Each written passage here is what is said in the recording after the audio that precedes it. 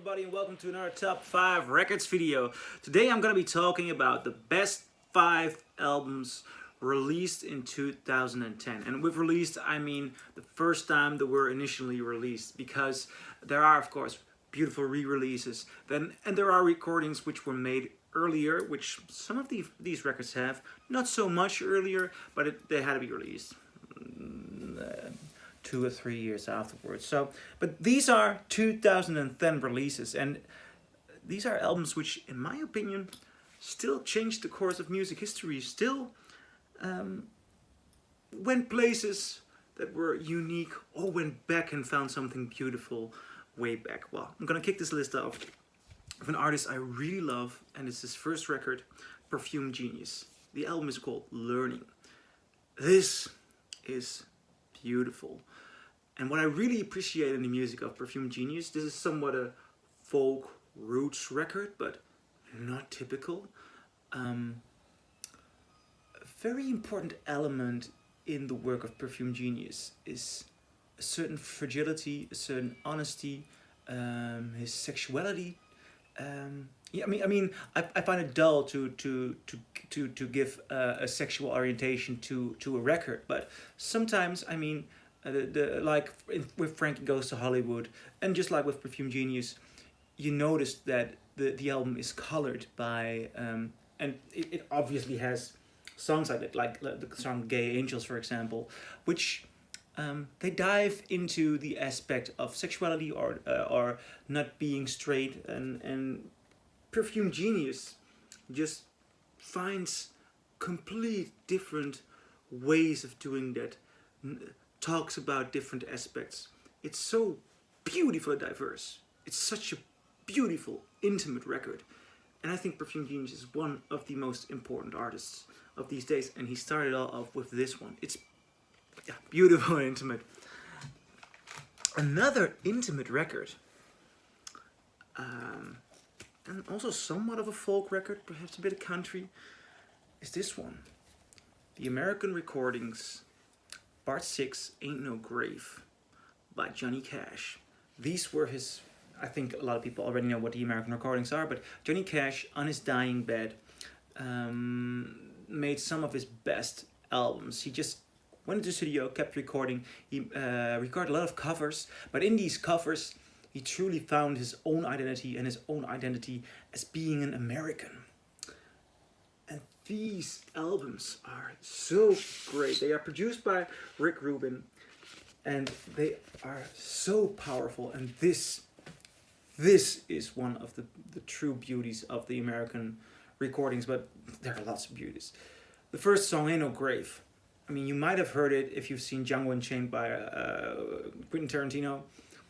It's also in the trailer of that film. It is so powerful. It's so strong. And there are more songs. I mean, For the Good Times, he covers Chris Christopherson. Chris Christopherson is one of the best songwriters ever, period. There are so many beautiful songs on it. So many beautiful songs. And Rick Rubin, as a producer, he got really close to the essence of this man. You hear a dying man looking back on life, looking back on music. And these American Recordings are amongst the best things Johnny Cash has done in his career. Might even be his best studio albums. That was number 4. Number 3.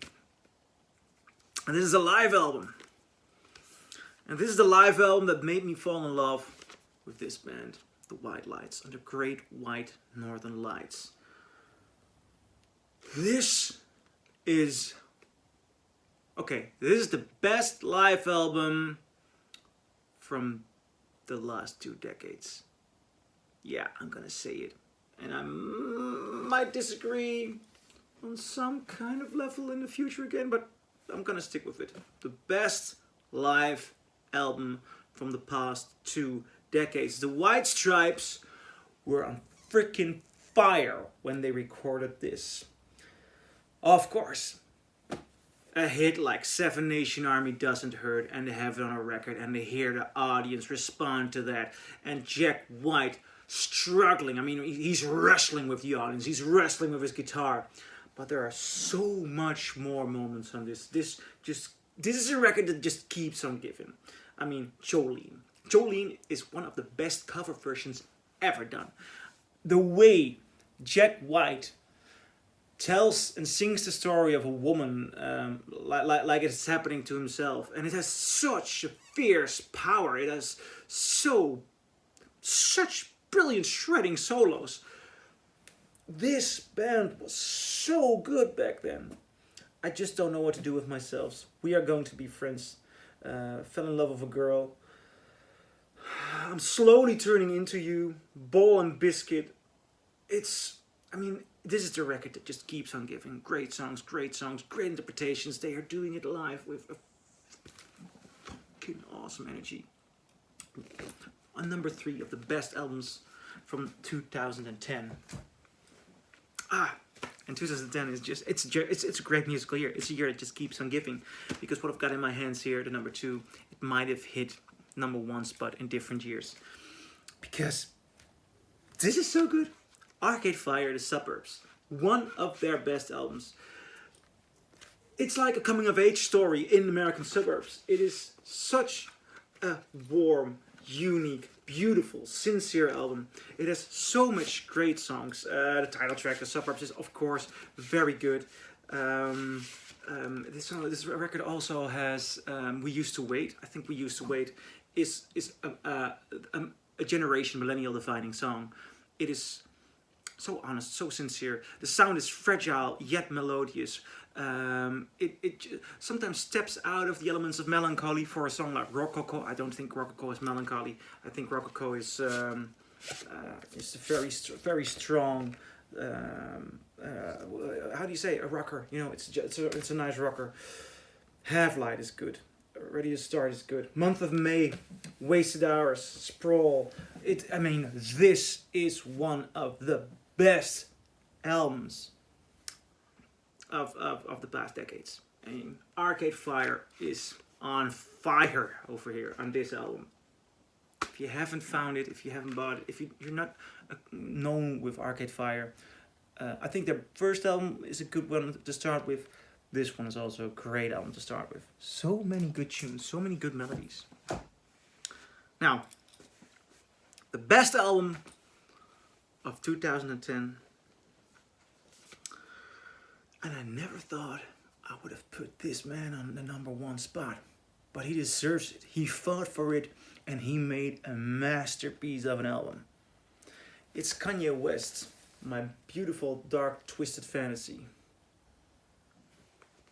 If you're not into hip hop, this is a great way to start. Because this is the album, this is to hip hop what A Night at the Opera or Sgt. Pepper's was to rock music, to pop music.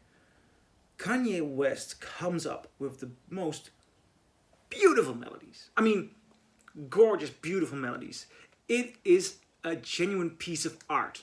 Not only the release, this is a beautiful packaged release with so much great artwork in there.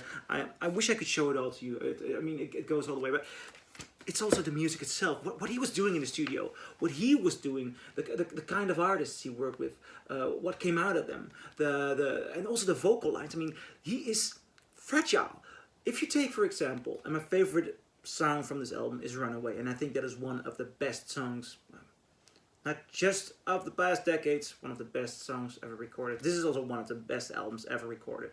Period. It's just good. But Runaway, if you listen to how fragile he is and how much he is looking at himself with disregard, and then to be so strong, to have so much power, and to have so much melodic elements, this is a genuine masterpiece.